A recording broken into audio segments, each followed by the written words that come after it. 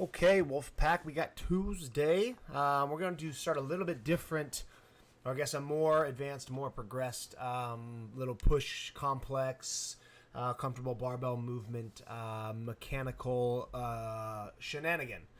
Okay, same setup every 75 seconds for 8 sets, and I anticipate this being a little bit more challenging globally since the last 3 weeks we started everything with strict press.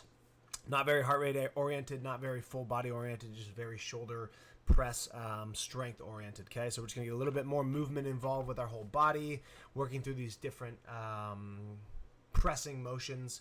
Okay, and our overall goal is to, kind of build off of the movement, the building blocks of each movement as the movement gets more technical, if that makes sense, right? Because all of these push press, push jerk, and split jerks all start with the exact same mechanics, right? High elbows, full dip, full hip extension. They just have one additional piece that moves a little bit. So the goal of starting with this push press is to really get our dip drive of our legs and that press motion extremely explosive and warmed up.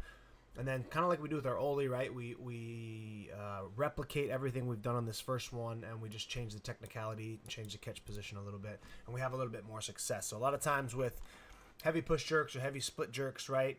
Legs are tired, or maybe our mechanics are not there. We don't get as much lift off of the legs as we should, so it actually impacts our catch position, our ability to drop under the bar, speed, and all that good stuff. So the push press is here to prime that and really get you feeling how explosive you have to dip and how explosive you have to press to get that bar off your chest and complete the lift, because you're not able to drop under it at all, right? And then all you got to do for the push jerks is same exact extension, same exact strong push, but then once you start to push with your arms, feel that barbell lift, right? You slide the feet out and then you drop underneath it for 2, and then the split jerk is literally the same as the push jerk, except instead of catching in that quarter squat, all you do is split your feet and that same strong punch underneath. So over the last few weeks, we've really kind of built that strong, explosive strict press, and I think people are going to have a little bit more success with these two based off of just the feeling of that really strong vertical press. So start nice and light, build our way up. We are going to drop next week to 2, 2, and 2, and then 1, 2, and 3, just like we did with the strict press. So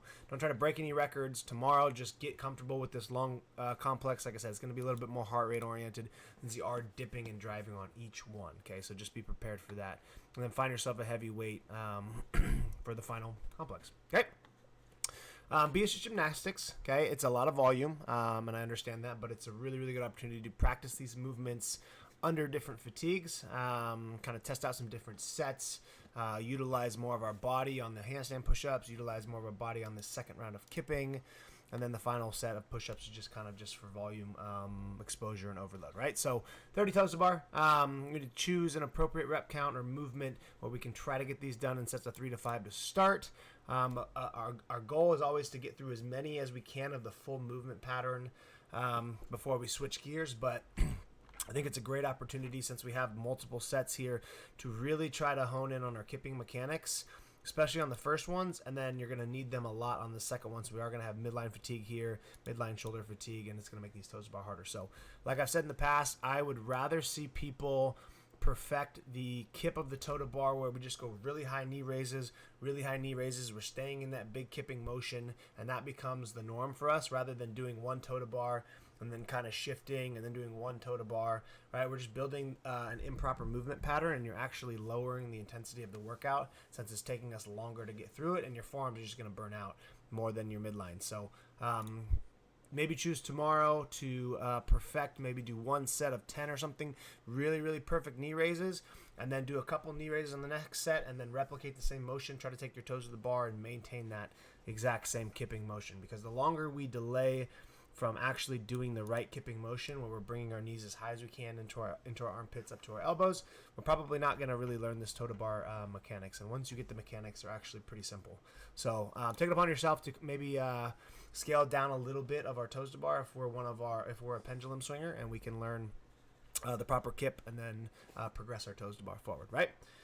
Same thing with the handstand push-ups, just utilizing that good kip motion, get your knees all the way down into your chest. If we don't have handstand push-ups, I think a great scale for tomorrow, since we already have push-ups here, is going to be some kind of upside-down hold with strict presses, right? We have push presses up here, So I would do, a set of 5 to 8 strict presses with dumbbells, and then I would kick upside down into a handstand hold and hold that for, 10 or 20 seconds. Come down, rest, and then replicate that. So we're starting to get upside down a little bit. I think that's a really, really good scale for this tomorrow. Okay. Then the toes to bar again.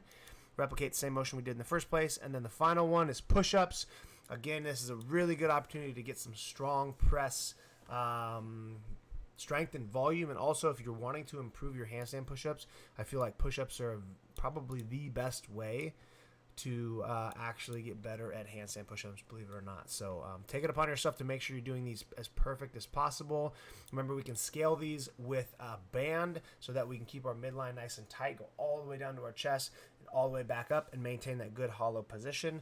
I don't think knee push-ups are as beneficial as a banded push-up, since you kind of are disregarding the bottom portion of your body when you're doing these. So that's why we put the band over the rig, right to the midline, and then we crush out some full range of motion push-ups. Okay.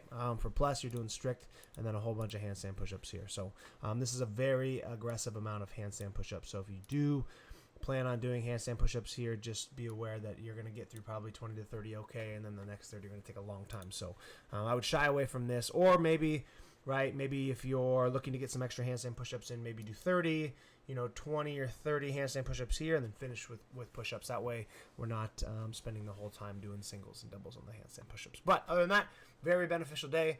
I covered just about everything I needed to, so I hope you guys learned something. You can take it into the workout tomorrow and get better. Have a fantastic Tuesday. See you in the gym. Bye.